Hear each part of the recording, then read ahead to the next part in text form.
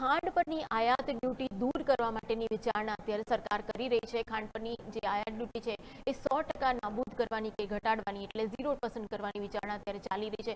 મોંઘવારી ડામવા માટે સરકાર આયાત કર છે એ ઘટાડવાની યોજના અત્યારે બનાવી રહી છે। ખાસ કરીને ફેસ્ટિવ સિઝન આગળ આવી રહી છે, કારણ કે આપણે જાણીએ છીએ કે નવેમ્બર સુધી હવે ફેસ્ટિવ ગાળો રહેવાનો છે। દિવાળી સુધી કોઈને કોઈ તહેવારો આવતા રહેશે અને તહેવારો દરમિયાન ખાંડનો જે પુરવઠો છે એની જરૂર વધારે પડતી હોય છે। મીઠાઈઓ માટે ખાંડનો વપરાશ વધતો હોય છે અને એ જ વપરાશ સમયે જ્યારે પુરવઠો પ્રોપર પ્રમાણમાં મળી રહે એ સાબિત કરવા માટે અને એ પુરવઠાની જાળવણી કરવા માટે ફેસ્ટિવ સિઝન પહેલા ખાંડના પુરવઠા પર અત્યારે ભાર મૂકવામાં આવી રહ્યો છે। અલ નીનોની અસરથી વૈશ્વિક સ્તરે છે એ ઉત્પાદન જે શેરડીનું છે એ ઘટવાની એક શક્યતા છે। વરસાદ ઓછો થતાં વાવણીની પ્રક્રિયામાં પણ વિલંબ થઈ રહ્યો છે।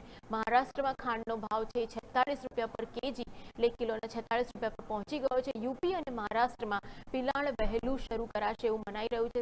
સાથે જ સંગ્રહખોરી અટકાવવા વેપારીઓ પર સ્ટોક લિમિટ લાદવામાં આવી ગઈ છે। વર્ષ 2017-18 પછી ભારતે મોટા પાયે ખાંડની આયાત નથી કરી, કારણ કે આપણી પાસે પૂરતો સ્ટોક ઉપલબ્ધ હોય છે અને સાથે જ આપણી પાસે બફર સ્ટોક પણ હોય છે।